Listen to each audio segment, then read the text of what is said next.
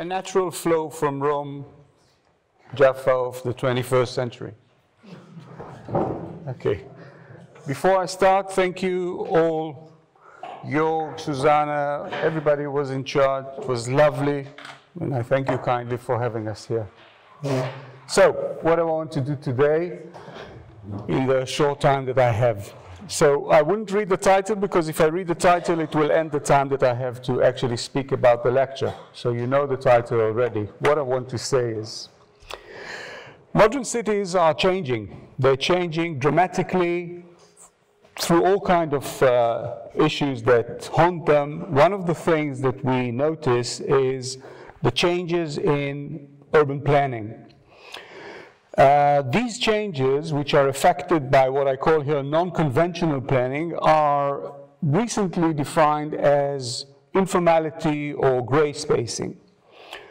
This is combined with religious resurgence, which means that there are more religious factors that are shaping our contemporary cities as we speak.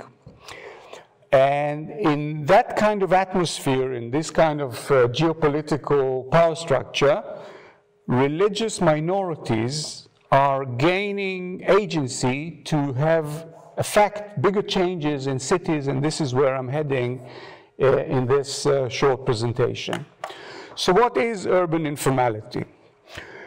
Urban informality grows with the growing impact of urbanization. We are now around 70% of humans that are living within cities, and we only expect it to grow during the 21st century. Urban informality is what we call the way of constructing and affecting changes in the city, not through the modern accepted infrastructures that we have for urban planning, basically top-down, state-informed plans. Another angle of this is what my friend Oren Iftachel called gray spacing, which by that he means that what happens on the margins, from the outside of the purview of the state or the agencies that actually conduct and rule the city. With that in mind, I move to the case in point, which is Hassan Bek Mosque in Jaffa. This lovely, unique architecture compound was built in the very late seconds of the Ottoman Empire in the region. And the reason for that was probably to show that we are still here. And the mosque itself was built in the northern section of one of the most ancient cities in the world, which is Jaffa. Jaffa is about 6,000 years old. And what you see here is the map of Jaffa, and Hassan Bek is on the very top, that black spot that you see, in a new suburb emerging in that town, which was called Manshia. But that is only the beginning of the story, because we need to see the bigger picture. And the bigger picture is what is happening north of Jaffa. And north of Jaffa, from the beginning of the 20th century, there grows a Jewish neighborhood to become the first Jewish modernistic city by the name of Tel Aviv. Some would say the only city that we have in Israel if urbanism is concerned.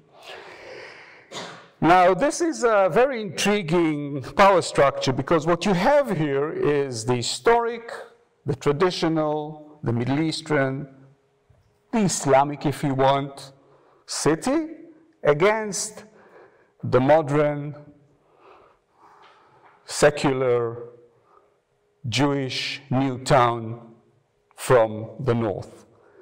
And in 1948, the tables are turning. Due to the war, the establishment of the State of Israel, what was for thousands of years the metropolitan area becomes a very neglected suburb of the new modern town of Tel Aviv. And what you see here is exactly this changing of equilibrium, because most of what you see here is Tel Aviv, and Jaffa is to the south, and most of its former population was ousted from the town. And now you have the Mosque of Hassan Bek, which was at the very end of an Arab city, and now is to be found in the middle of the most Israeli Jewish city. And the people of the municipality, as well as state authorities, wanted to basically get rid of the mosque. Because, as some of them told me during an interview, and all of a sudden there was a thorn. All of a sudden there was a thorn in the shape of the mosque, and we want to get rid of the mosque. Now what you see here is a picture from the 60s. And during the 60s, a very, very heavy erasure of the neighborhood that surrounded the mosque, the neighborhood of Manshia, an Arab neighborhood, was just razed to the ground. Why? Because the municipal forces wanted to pave the way for the new central business district of Tel Aviv. And this was in the way. And besides, it was the majority versus the minority, and all that it brings to the fore with memories, nostalgia of the war and all that happened in the war. So this is Hassan Bek in the 60s, the only relic from that very big neighborhood of Tel Aviv. Now, I don't have the time to go at length, but look at this amazing drawing which I got from the architect that was about to change the sacred place. And here's a tip. If you want to ruin a sacred place, make it a museum. It always works. So this is the Disneyland that they wanted to make of Hassan Bek. It was supposed to be a port station on the way to the airport. So you check your baggage at Hassan Bek Mosque, which will be like a shopping mall, and you go to the Tel Aviv airport. But this was not to happen. And why this was not to happen? And this is where informality kicks in. It was not to happen because, for reasons that I explain at large in the paper I've sent, the community, the subaltern community is getting organized and are beginning for the first time to actually challenge the state and the ethnotic logic which runs everything in Israel.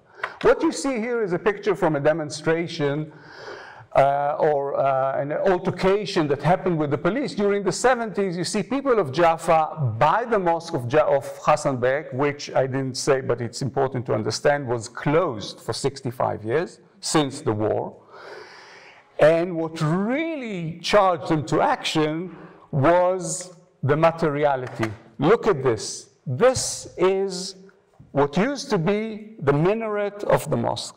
When the minaret fell in 1983, that was like a call for arms for all the people of Jaffa, and this is where they really started to fight back. And if you want to ask the people of Jaffa, this is the doing of the government. So the minaret did not fall because, as the engineer dictated, because of the wind and the salt from the sea. No, because the Jews wanted it to fall. And when the minaret fell, everybody joined together. So they got the mosque back, which was a tremendous change at the time. And this is where informality kicks in the sense, look at this picture, which only after I took it and observed it years after, I understood how tricky this picture is and how much it symbolizes everything that happened. When you look at the picture here, the minaret of the mosque is bigger than the modern hotel which is behind it. Again, think of the contestation within the landscape, the modern Jewish hotel and the Islamic minaret. This is the reality. So for me, it was really a telling picture because it tells the whole story. And this is where gray spacing is so important, how it changes cities, because minorities who did not have a voice through informality, and it happens in Brazil, it happens around the world, can change what is happening on town. And this picture, which I really adore, is reality at the moment now. This is a picture taken at noon, Friday noon, the most important picture. People are coming, and the mosque is again ingrained into the urban fabric of Tel Aviv. So let's sum up. I still have 20 seconds. So, Religion and sanctity, and we didn't define those categories, you'll allow this, are socio-political apparatus in contemporary cities. And they are used by minority groups as place of identity politics, of resistance, of alterity, and also for claiming the city. And that's a very Lefebvrean understanding of what they did. So claiming the city through the sacred is basically what I'm trying to show here. And the informality is the way of how the underprivileged, the subaltern, can actually affect changes within the cities, contemporary cities, through religious aspects of their being. And I thank you kindly.